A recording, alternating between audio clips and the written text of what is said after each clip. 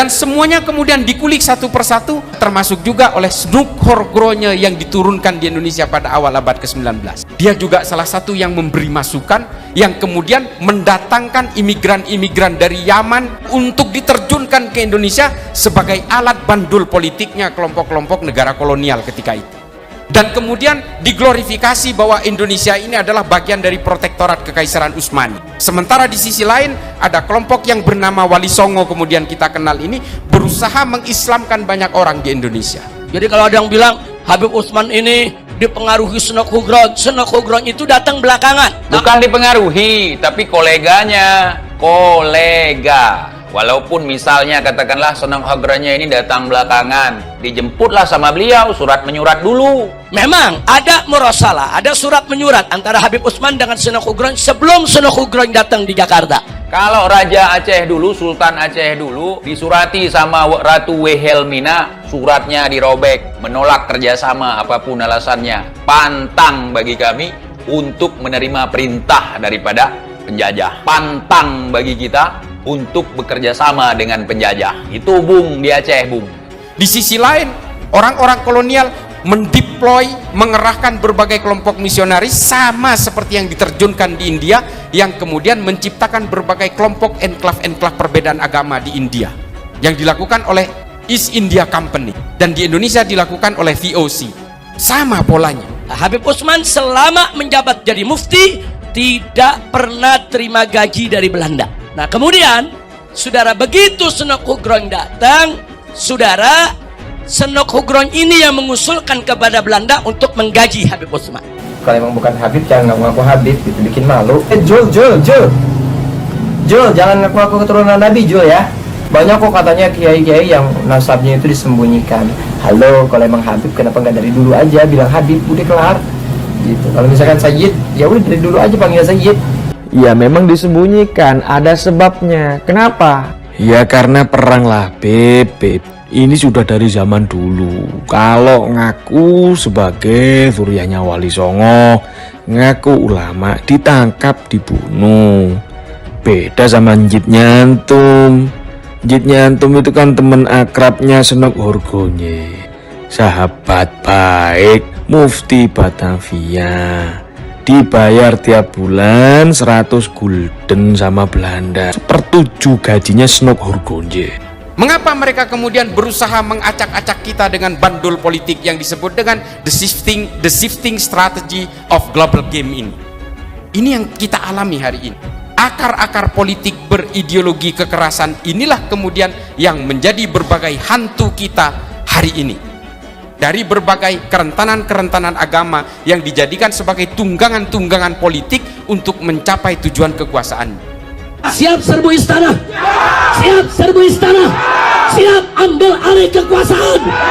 Takbir, siap berjihad, siap berjihad. Terciptanya Al-Qaeda, ISIS, dan berbagai organisasi teror di Indonesia, JI, JAD, JAK, JAT, JAS, MMI, MIT, MIB, NII, Khilafatul Muslimin. Ini semua karena punya cita-cita politik daulah khilafah. Kelompok FPI juga ingin menegakkan khilafah. Bahwa Al-Khilafah adalah bagian daripada ajaran Islam. Al-Khilafah sekali lagi adalah merupakan bagian daripada ajaran Islam. Jadi nggak mesti nunggu 20 tahun, nggak mesti nunggu 30 tahun, enggak.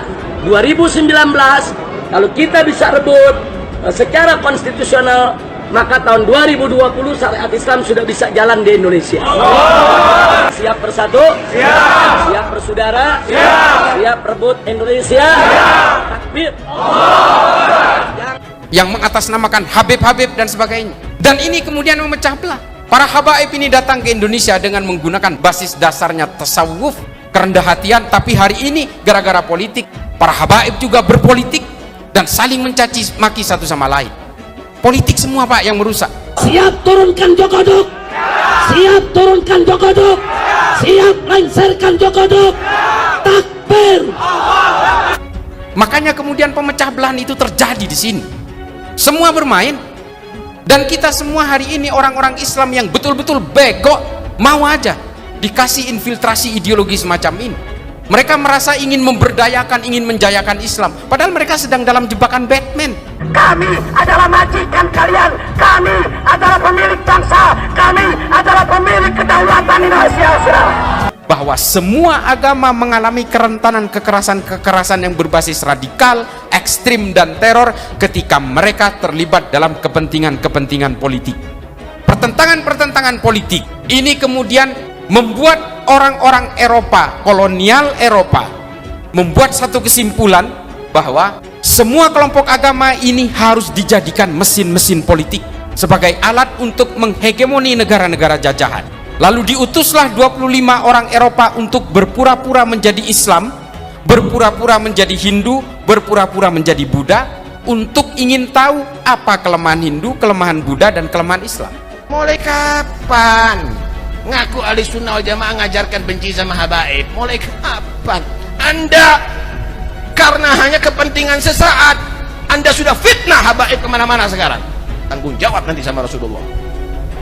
Kami dan datuk-datuk kami tidak pernah mengajarkan kebencian kepada siapapun. Kami datang ke Indonesia bukan untuk menjajah kepada Anda, tapi kami, datuk-datuk kami semuanya datang kepada Anda untuk mencetak ulama, kiai-kiai ada di Indonesia ini. Datuk kami adalah bukan makan harta Anda. Lihat bagaimana sekarang semuanya. Anda muhibbin, Anda cinta kepada habaib, Anda ada di sini. Tapi habaib bagaimana menghargai Anda? Dipotongkan kambing 100 lebih untuk Anda. Anda datang ke sini bawa apa? Paling gula 1 kilo. Ditemukanlah rahasia kelebihan dan kekurangan dari setiap agama itu. Islam terutama, kemudian dibuat satu kesimpulan bahwa orang Islam jangan sampai berkenalan dengan ilmu pengetahuan. Yang kedua, orang Islam diharuskan untuk diperkenalkan dengan cita-cita politik. Kalau orang Islam ini berkenalan dengan cita-cita politik, maka mereka akan saling tikam sesama orang Islam dan mereka akan saling bunuh sesama orang Islam. Mereka akan cenderung menghabisi siapapun yang berbeda dengan keimanannya. Siap korbankan nyawa demi habaib, siap korbankan darah demi habaib, siap korbankan nyawa demi habaib. Allahu Akbar. Siap berperang, tidak peduli ancaman, kita akan melawan sampai ajal. Saya ingatkan kepada semua umat Islam, siapkan senjatamu, siapkan senjatamu. Kalau besok ada panggilan jihad untuk menghabisi PKI yang ada di mana saja, siap tidak? Siap tidak? Takbir, takbir. Sehingga akhirnya apa? Agama mengalami kerentanan untuk dipakai sebagai alat melegitimasi berbagai perjuangan-perjuangan politik untuk menguasai negara. Apakah di dalam Islam sejarah ini dimulai hari ini? Tidak. Sejak zaman Rasulullah sudah ada kelompok radikal yang diwakili oleh Zulhuwaisirah At-Tamimi. Berasal dari mana? Dari Najd. Dialah yang pertama kali marah kepada Nabi karena dianggap Nabi tidak adil ketika membagi ghanimah, harta rampasan perang. Lalu kemudian Nabi mengeluarkan perkataan, kelompok ini yang nanti kelak, kelompok ini akan seperti anak panah yang lepas dari busurnya, yang menjadi liar dan sulit dikontrol orang lain. Ketika dia membaca Al-Quran, dia hanya sampai tenggorokannya aja, tidak sampai kepada hatinya. Maka kalian para pejabat, kalian para pemerintah, cukup sudah kalian tindas kami, cukup sudah kalian tipu kami, cukup kalian bikin kami sengsara dengan berbagai macam hal dan perkara-perkara. Cukup sudah, jangan sampai kami mulai bertindak, jangan sampai kami mulai berdiri, jangan sampai kami mulai bangun. Kalau sudah hilang kepercayaan kami sebagai rakyat kepada kalian para pejabat, maka jangan salahkan kami kalau kami gulingkan kalian dari kursi-kursi pemerintahan saudara-saudara. Saya mau tanya, Aswaja siap bersatu tidak? Aswaja siap bersatu tidak? Siap habisi aliran sesat? Siap habisi PKI? Siap habisi Kristen radikal? Takbir! Kelompok ini kemudian membesar, diteruskan oleh Amr bin Bakir At-Tamimi, kemudian diteruskan oleh Abdurrahman bin Muljam At-Tamimi. Inilah kelompok yang disebut dengan kelompok Khawarij. Mereka akan menjadi kerikil dalam sepatu setiap kekuasaan siapapun. Dia tidak akan berhenti sampai dia sendiri yang berkuasa. Tapi memang Tuhan tidak pernah memberi izin dia untuk berkuasa sampai hari ini. Kalau kemudian kelompok-kelompok sayap kanan, ekstrim kanan seperti ini tidak pernah berkuasa dan tidak pernah menang pilpres di Indonesia, berarti Tuhan masih menyayangi bangsa ini. Berita-berita bohong, fitnah, adu domba, caci maki luar biasa. Alhamdulillah harus ketangkep yang menyebarkan fitnah itu namanya Muslim Cyber Army. Koordinatornya Habib bin Ahlul Bait. Salaman, cium tangan. Saya mau salaman sama Habib itu. Namanya Muhammad Lutfi Al-Habsyi dari Tebet. Itu koordinator penyebar fitnah adu domba. Mau cium tangan? Habib mau cium tangan? Biar dong. Kayak santri boleh biar orang nggak sorban nggak kami cium tangan. Mulai kapan? Nggak baca kitab ente? Nggak baca kitab? Mau sok jadi kiai? Bukan kiai ente, palsu kau. Wallahi palsu. Kamu yang menyesatkan umat. Kamu yang menyesatkan umat. Nggak usah diikuti model demikian. Nggak usah diikuti model demikian. Jadi kalau ulama dulu, nasionalisme, pendeta, pastor memutuskan bahwa Pancasila ini adalah wadah bersama, ini nggak salah Pak. Secara genealogis ini mengakar kepada pemikiran berbagai agama. Saya mengatakan bahwa Islam tidak pernah punya sejarah politik yang gemilang, tidak pernah. Kalau Nabi Muhammad jangan dibaca. Nabi Muhammad ini punya sifat maksum, dihindar dari kesalahan. Tapi pasca kenabian, after the prophet era, umat Islam selalu gagal untuk mewujudkan mimpi-mimpi politik. Khulafaur Rasyidin gagal. Mengapa saya berani mengatakan gagal? 3, bahkan saya mengatakan 4 dari khalifah paling utama itu juga mati terbunuh. Kenapa Habib Rizik, kami, saya berkali-kali dicoba untuk dibunuh, saudara-saudara. Berkali-kali percobaan pembunuhan, diracun, dipenjara, berkali-kali ingin dibunuh. Kenapa? Karena di dalam tubuh kami mengalir darah Rasulullah. Bani Umayyah, 6 dari khalifahnya mati diracun. Cucu Nabi mati diracun, Sayyidina Hasan. Sayyidina Husain dibantai di padang Karbala, dipenggal lehernya, ditusuk ke ujung pedang kepalanya, lalu diarak di jalanan di Damaskus dan kemudian ditepuk tangan. Kemudian setelah itu ditaruh kepalanya di baskom, dipersembahkan kepada Yazid bin Muawiyah, rajanya. Nah ini kenapa? Karena politik. Permusuhan Sunni dan Syiah bertahan sampai hari ini 1421 tahun. Karena apa? Karena politik. Persoalan politik Pak, mengatasnamakan agama. Semua kejahatan akan terlihat terhormat. Yazid tidak pernah merasa salah. Abdurrahman bin Muljam At-Tamimi membunuh Sayyidina Ali, sepupunya Nabi, mantunya Nabi, tidak pernah merasa bersalah sampai dibakar hidup-hidup pun dia tidak menyesal, karena dia merasa membunuh orang kafir. Anjing itu nurut Pak, dikasih belung, wah dia seperti dikasih emas. Oh diatrap, disuruh ngelompat, disuruh menari. Anjing. Begitulah ulama-ulama yang sogoan tuh. Anjing. Woi anjing, woi babi, kenapa engkau zalimi rakyat? Woi anjing, woi babi, kenapa kau hina habaib? Dikasih sedikit ngelompat dia, wah dia merasa hebat. Kasih sekian melihat, wah sudah. Anjing piaraan tuh. Biadab, kurang ajar. Ada kori anjing itu, sampai dianjing-anjingkan itu kori. Tidak akan kita halalkan makanan kalian makan itu.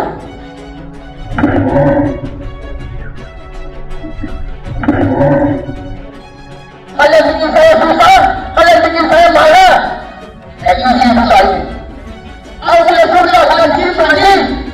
Anda masuk neraka semua. Nanti lihat kalian masuk neraka semua, anjing. Anjing.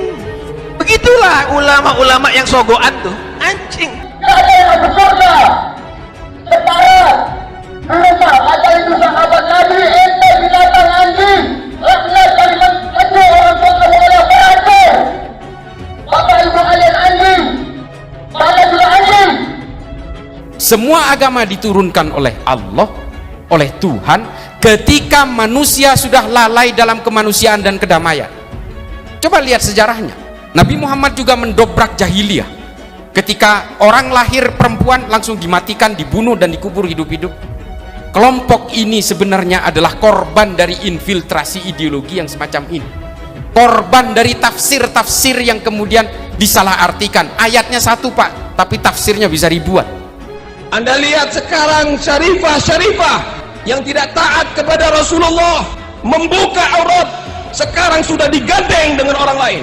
Tubuhnya yang dari daging Rasulullah, dari Fatimah Zahra, sekarang sudah dinikmati orang lain.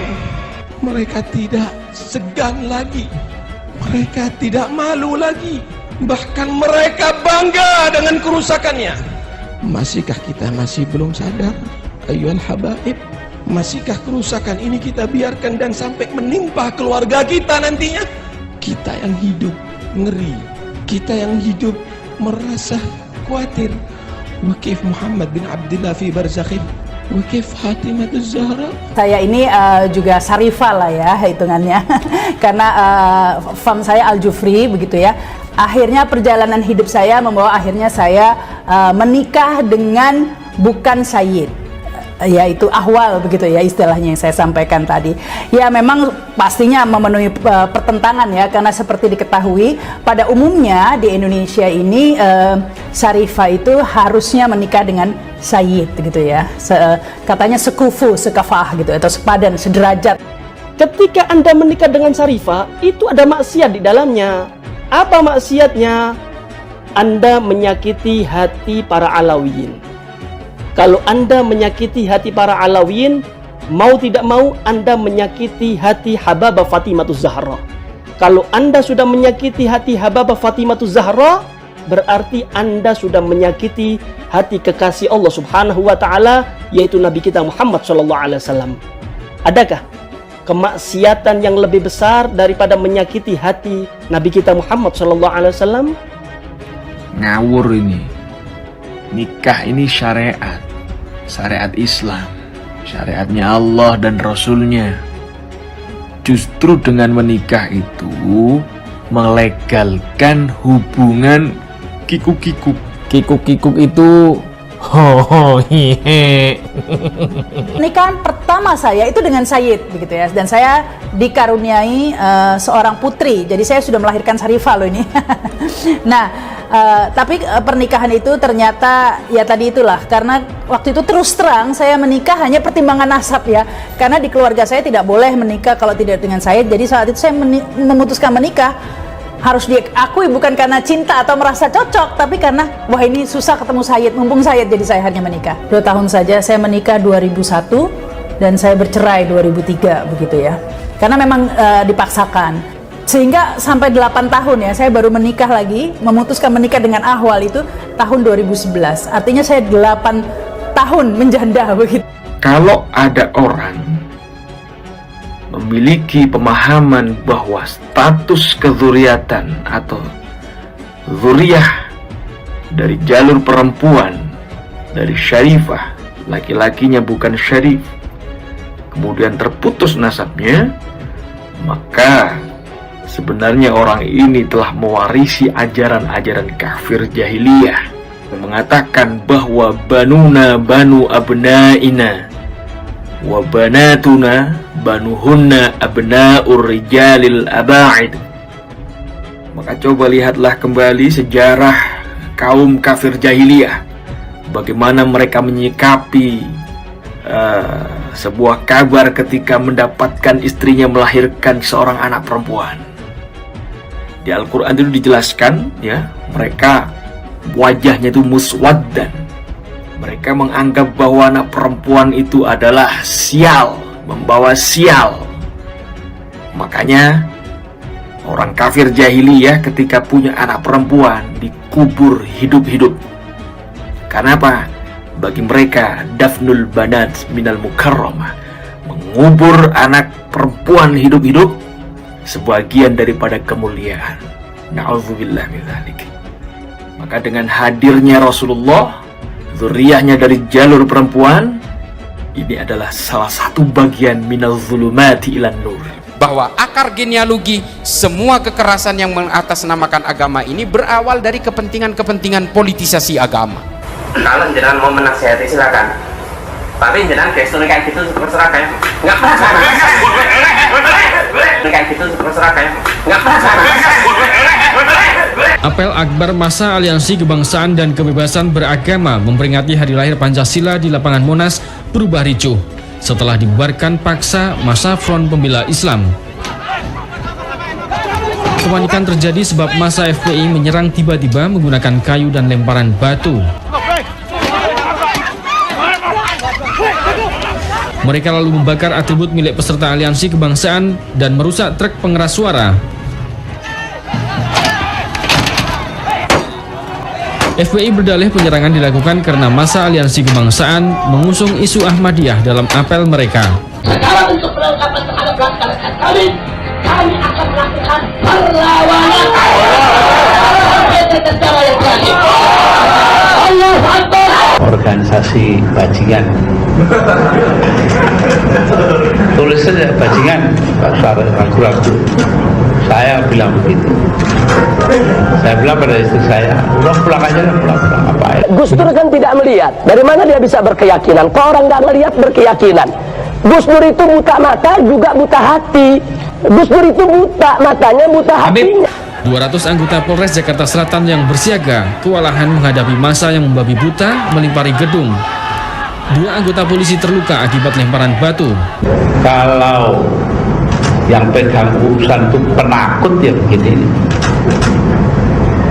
Maksudnya kan dia yang mau ngobrak-abrik, kok malah jadi kita yang diobrak-abrik, kita aneh. Bahwa saat Gus Dur menjadi Presiden RI, itu di salah satu stasiun televisi, Gus Dur menyatakan bahwa FPI harus bubar. Tapi alhamdulillah dengan pertolongan Allah, 4 bulan kemudian bukan FPI yang bubar, tapi Gus Dur yang bubar, jatuh dari kekuasaan. Ya nanti harus ditangkap semuanya, sudah. Tidak usah ragu-ragu. Catat saja semuanya siapa yang pernah ikut demo-demo dan ikut yang begituan, tidak akan merusak. Ya Habib, kita kalau jadi presiden aja nggak bisa bubarkan FPI, mau gimana sekarang mau bubarkan FPI? Ya, Habib. Dan saya ingat Gus Dur itu antek Yahudi. Kita harus melawan politisasi agama. Karena apa? Kalau kita mau memajukan agama kita masing-masing, baik yang Kristen, Hindu, Buddha, majukan dengan ilmu pengetahuan. Semua agama punya sejarah yang gemilang dengan ilmu pengetahuan. Islam punya sejarah panjang soal ilmu pengetahuan yang kemudian tidak mengenal perbedaan. Berbagai keilmuan Islam diadopsi oleh orang Eropa, dan kemudian orang Eropa yang beragama Kristen dan beragama Islam di Arab juga kemudian menjadi akselerator utama, pelumas utama dalam peradaban manusia. Maju satu langkah untuk melawan para habaib kami. Maka kami umat Islam, kami para santri, maju 1000 langkah untuk melawan kalian. Allahu Akbar.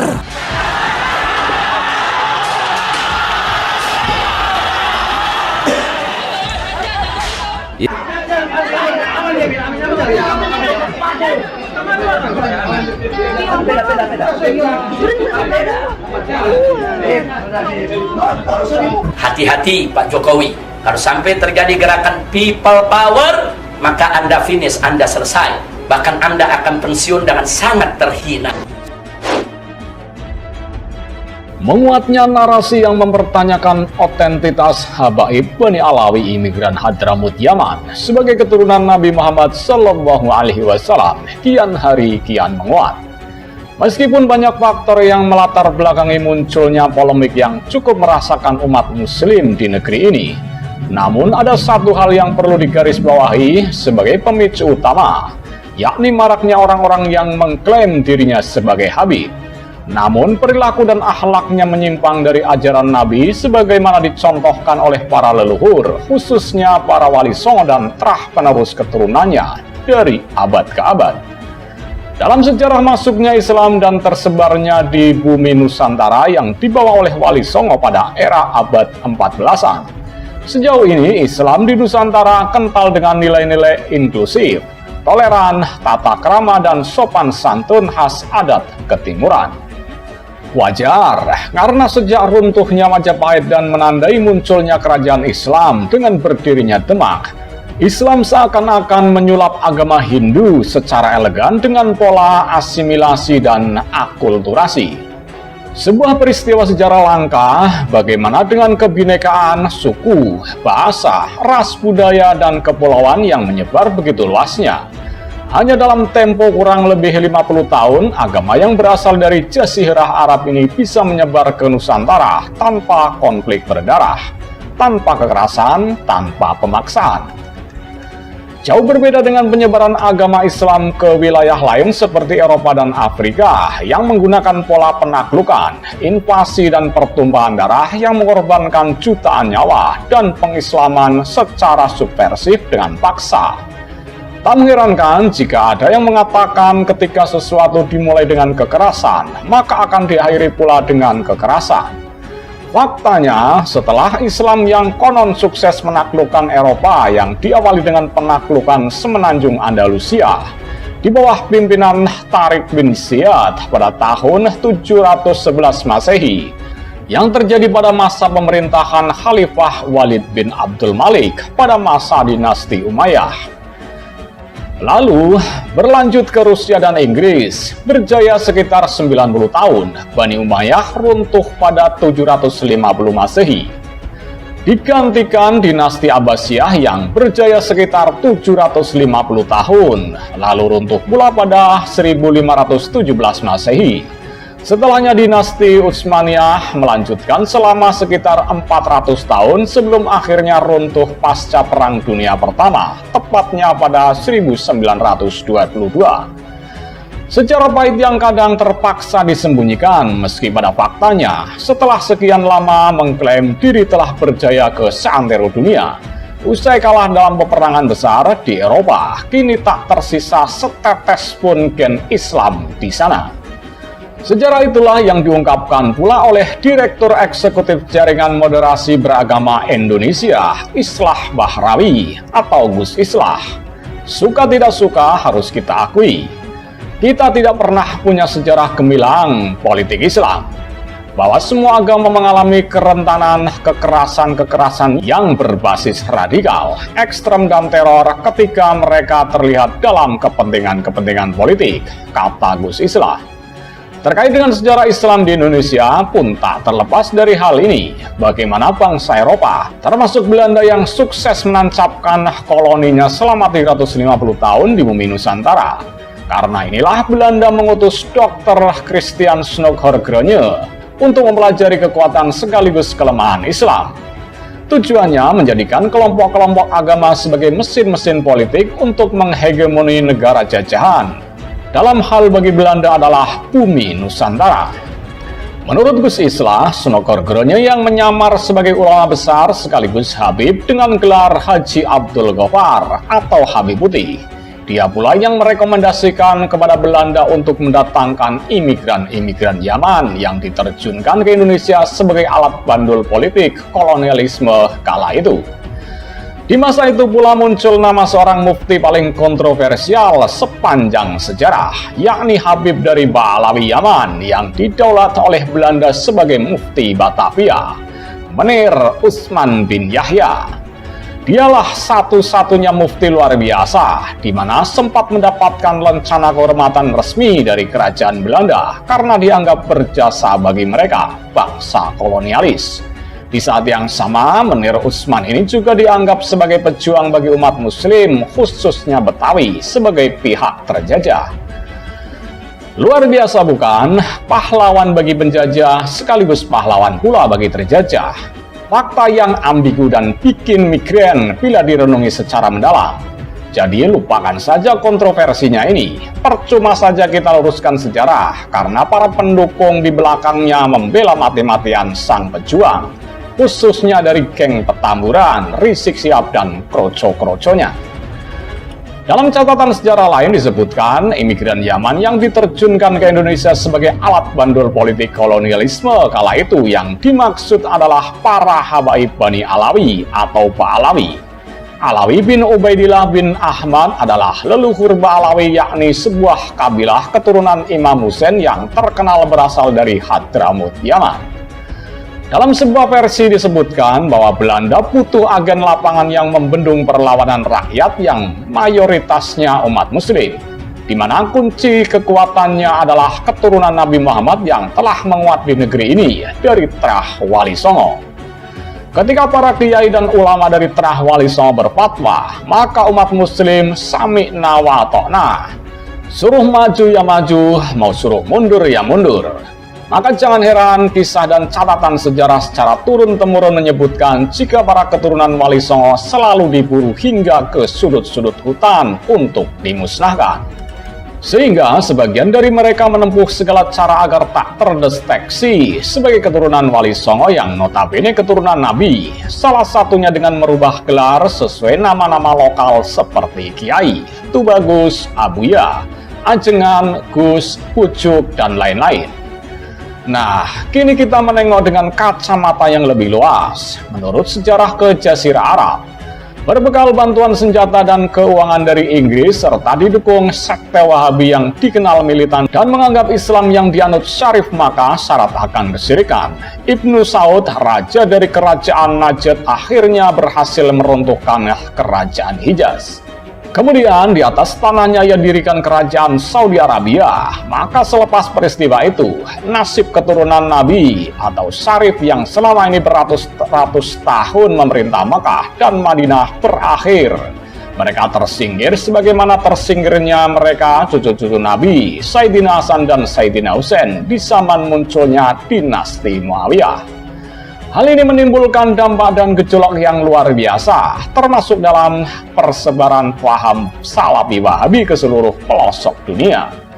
Melihat perubahan ajaran yang terjadi di Hijaz, maka hampir semua umat Islam yang berpaham Ahlus Sunnah wal Jamaah di seluruh dunia memprotes rencana pemerintahan baru di Hijaz, yang ingin menerapkan hanya mazhab Wahabi. Protes luar biasa itu juga timbul di Indonesia ketika bulan Januari 1926, ulama-ulama Ahlus Sunnah wal Jamaah di Indonesia berkumpul di Surabaya untuk membahas perubahan ajaran di dua kota suci tersebut. Dari pertemuan itu lahirlah Panitia Komite Hijaz yang diberi mandat untuk menghadap Raja Ibnu Saud guna menyampaikan masukan dari ulama-ulama Ahlus Sunnah wal Jamaah di Indonesia.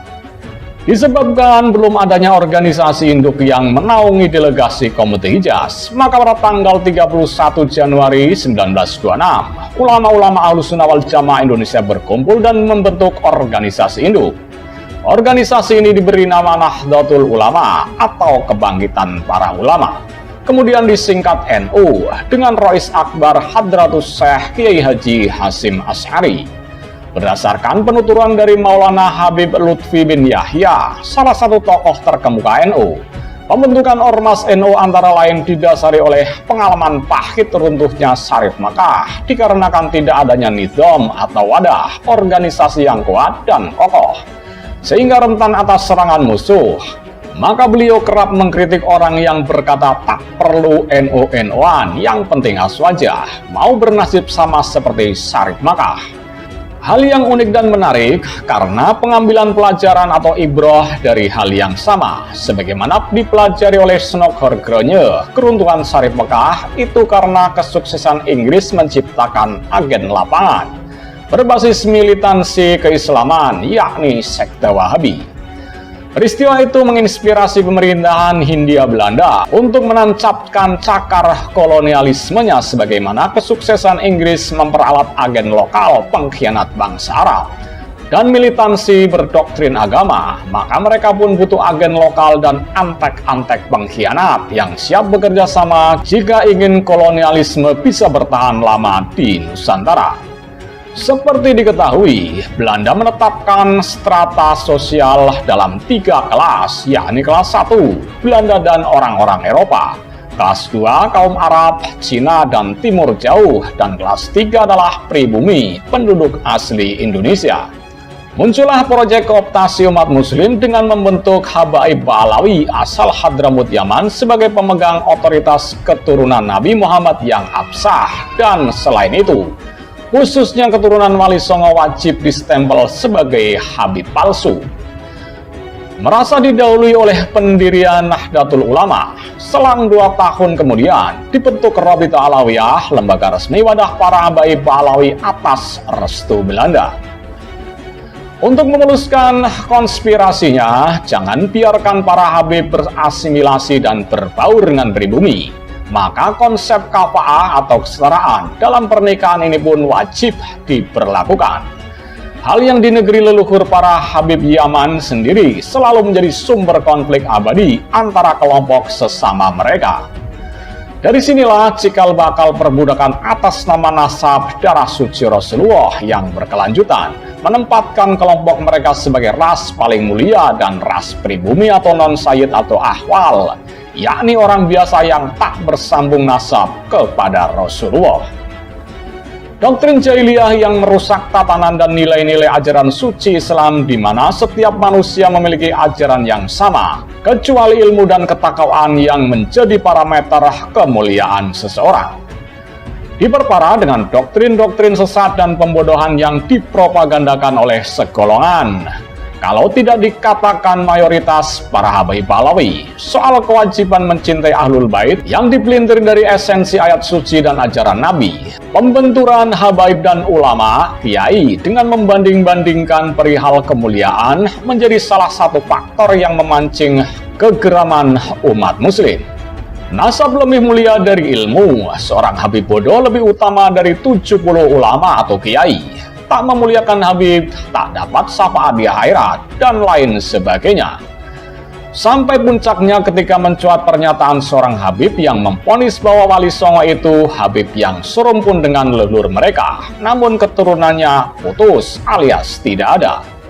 Polemik pun makin memanas ketika tantangan untuk membuktikan keautentikan habaib sebagai keturunan Nabi, baik dari kitab nasab kuno, pengakuan isbat Narkoba Internasional hingga tes DNA.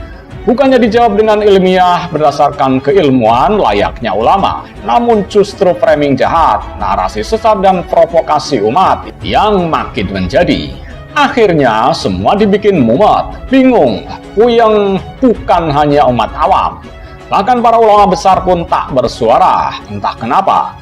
Di saat pihak keturunan Wali Songo dari Kesultanan Banten yang dimotori oleh Kiai Haji Madudin Utsman bersuara lantang demi memperjuangkan kebenaran dan membebaskan anak-anak negeri dari perbudakan. Sisa-sisa antek penjajah Belanda yang masih bercokol kuat yang terindikasi kuat untuk menjadi neokolonialisme.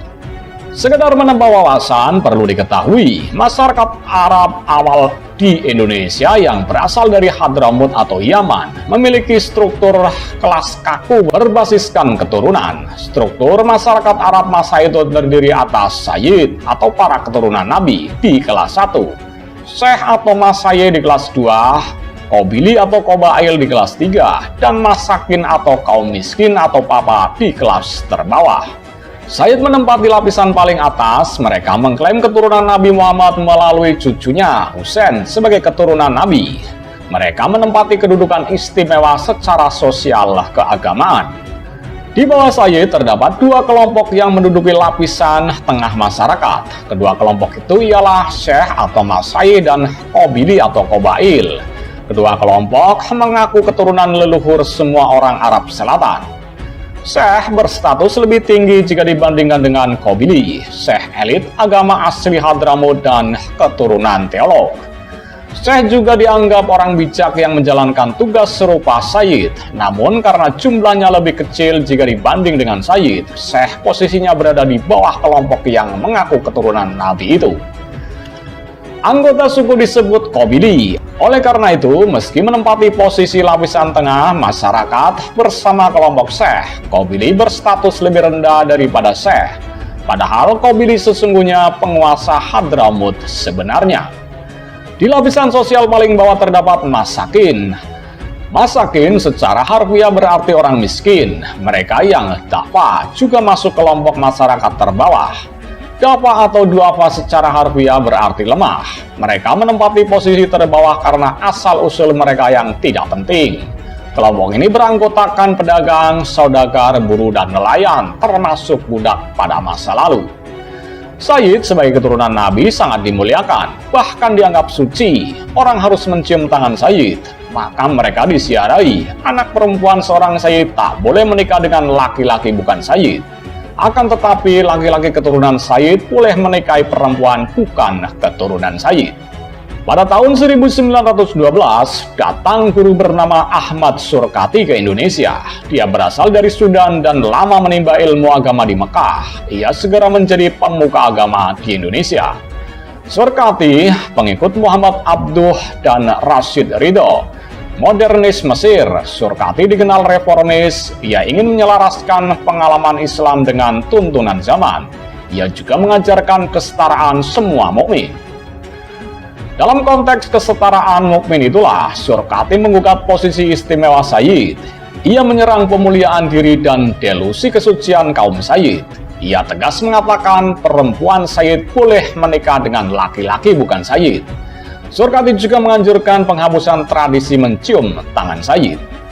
Sejarah Sayyid di Indonesia dan gugatan Ahmad Surkati terhadap mereka bisa kita baca di buku Mencari Identitas Orang Arab Hadromi di Indonesia 1900 hingga 1950 karangan Huub de Jong. Indonesianis asal Belanda. Salah satu yang kita tangkap dari kisah para Sayyid dan gugatan terhadap mereka ialah klaim keturunan Nabi menjadi alat memperoleh hak-hak istimewa secara sosial keagamaan. Raja Maroko mengklaim diri sebagai keturunan Nabi. Raja Maroko juga memposisikan diri sebagai pemimpin Islam. Karena raja keturunan Nabi, pers dan masyarakat Maroko haram mengkritik raja, kerajaan, dan Islam. Di masa ini di Indonesia, kelompok yang disebut Habib ada yang mengklaim atau diklaim keturunan Nabi. Habib tersebut seolah tidak boleh dikritik. Mengkritiknya dianggap menistakan keturunan Nabi. Siapa yang mengkritik atau menghinanya bakal kualat. Seorang supporter salah satu kesebelasan sepak bola yang tewas dikeroyok supporter kesebelasan lain dikatakan meninggal karena pernah menghina sang Habib. Para pengikut memuji dan memuja sang Habib. Para pengikut memuja dan memuji bahkan memaklumi ucapan-ucapan kasar yang tidak pantas diucapkan keturunan Nabi yang selayaknya berakhlak luhur. Para pemuja tak hanya mengelulukan sosok sang Habib, tetapi juga fotonya yang terpampang di baliho.